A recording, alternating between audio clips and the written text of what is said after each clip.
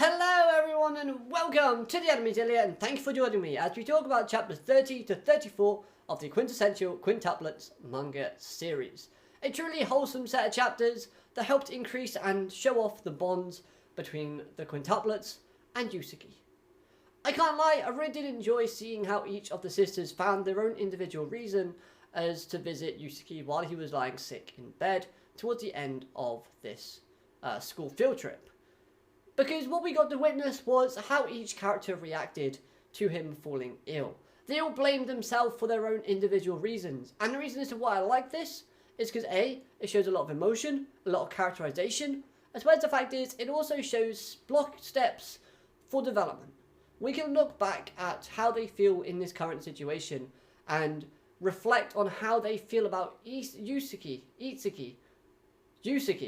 How they feel about Usigie, Mr. Sick Man, the guy in bed, and yeah, they can kind of develop their feelings and kind of collect their thoughts a lot easier. This is why I like that bit.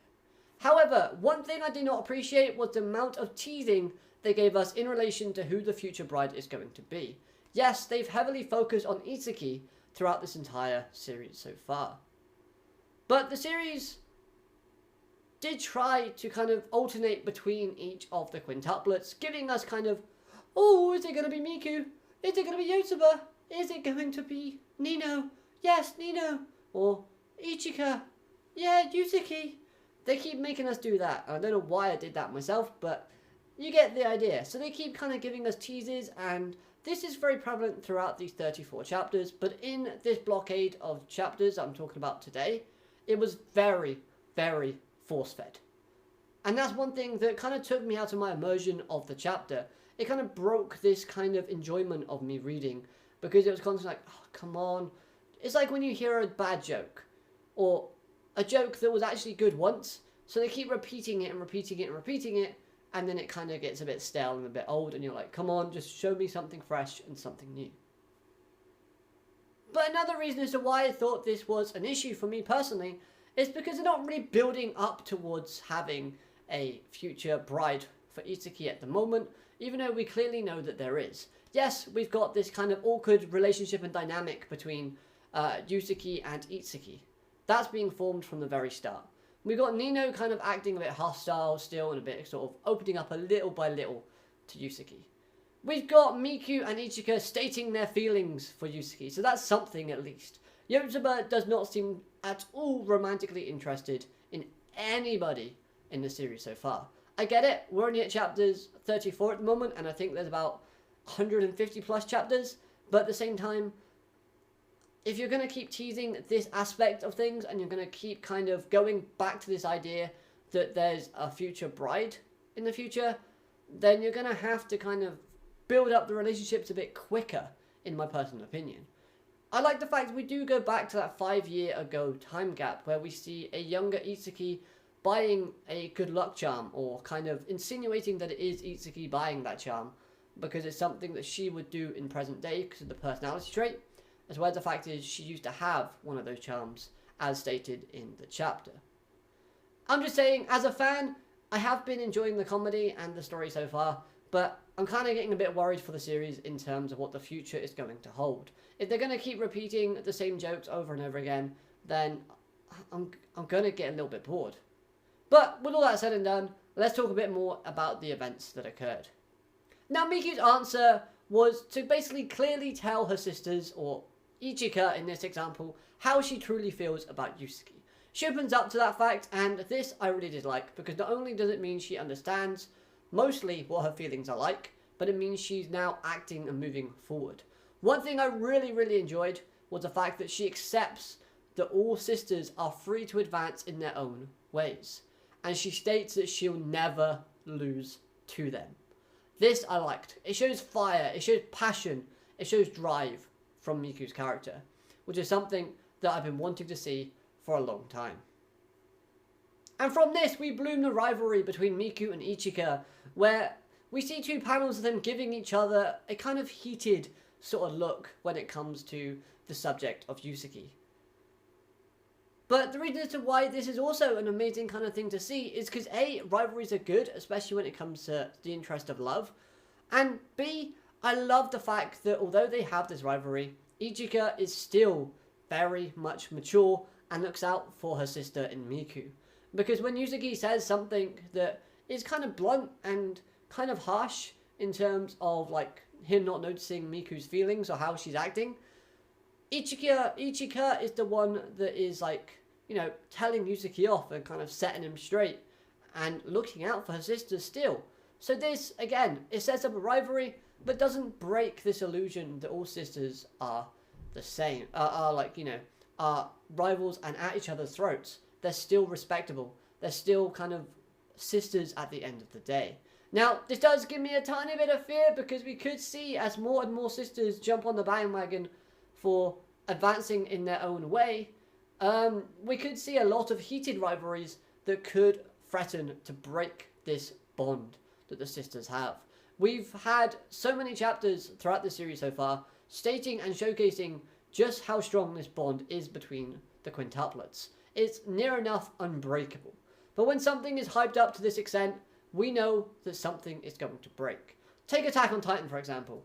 I'm pretty sure that in the first season, Wool Maria was said to be the strongest wool and nothing has ever broken it in the history of the wool being built. Something similar to that. It's been a long time since I've read Attack on Titan.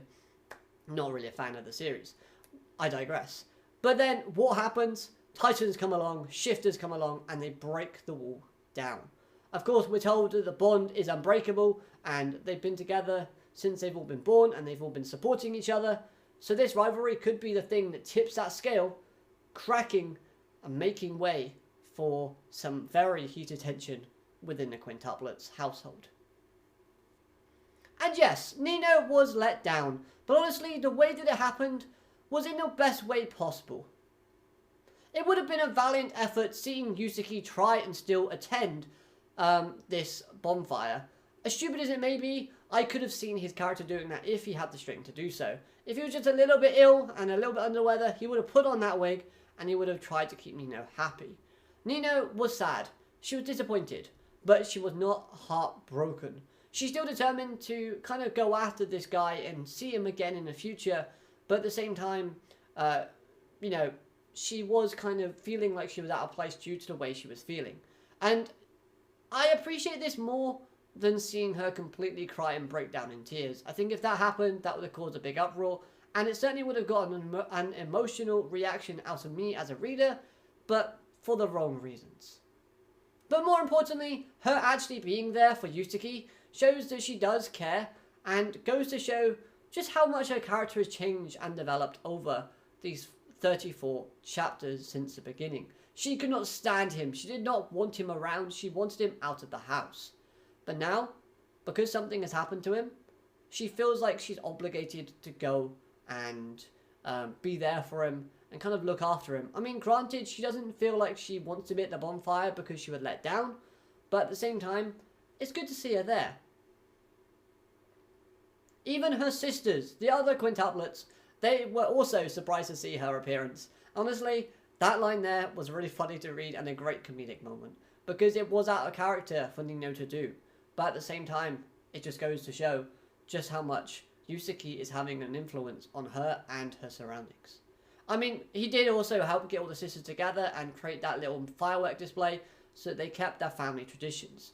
So it's not like it's just Usagie's around to teach him. He's there actually showing that he supports the quintuplets. Nino can see this, so she wants to be there and support him always as well. And speaking of characters changing throughout the series, that flashback with the younger Usigie was amazing for a kind of psychological standpoint. Seeing how she seemed to kind of have feelings for this other girl and was acting like the cool kid, pretending that studying doesn't matter and like, you know, he's too cool for school, all that respect. But yeah, I mean, this aspect of the chapters were really enticing and very, very intuitive to the character of Usigie. It gave us a great insight as to why she started studying. After this event, we can kind of confer that he kind of buckled up his ideas. He thought that, you know, he wanted to be worth something to someone. Because when he did the actions that he did on that train, he threw away all those study papers. He said, get rid of all the things that are useless. and then he felt like he was the useless one. He felt like no one wanted him around, like he was the joker of a pack of cards. When you play a game of cards without the joker, you toss it to one side, just like how he felt. That's why he decided he wanted to leave the group and not dampen their trip or the mood around him. But then all of this had to have happened so that he could then meet up with one of the quintuplets, which, again, is the catalyst for him starting to change, starting to reflect on his own actions and the way that he affects those around him. He, again, wanted to feel like he was necessary to someone. That quintuplet said that she helped him out because he was necessary to her. Plus, that look on Usagie's face, basically it was the same face that I had while I was reading this. I mean, only telling us half of the information and nothing else. Like, we needed more. Like, give us more. If you're going to give us a flashback like that and, you know, still cram in so much foreshadowing for future events, at least give us a bit more to kind of dip our toes in the water with. But nevertheless, it was a good flashback, and yeah, I mean, hopefully they are spaced out a bit more, but at the same time, I'm still intrigued to find out what events did occur when Usigie was younger, because we don't know all the information yet. So here's the hoping that it's going to make sense and it's going to work out moving forward. Overall, this school trip arc was really fun and entertaining to read from start to finish. This arc I thoroughly enjoyed, as it showed a display of characters in a creative and positive light, making us kind of sympathize, making us better understand, and showcasing the development that these characters have gone through. So those building blocks that we've laid down in this arc help propel us towards the future arcs, making us have a lot more of a interesting and creative set of scenarios when moving forward. Now, I will admit, this arc does have its flaws. It's not a perfect arc to say the least, but at the same time, I can put that to one side and kind of not forgive it entirely, because some of the stuff, like the force feeding of, like, teasing of the bride, I am getting a bit sick of, and the whole switching the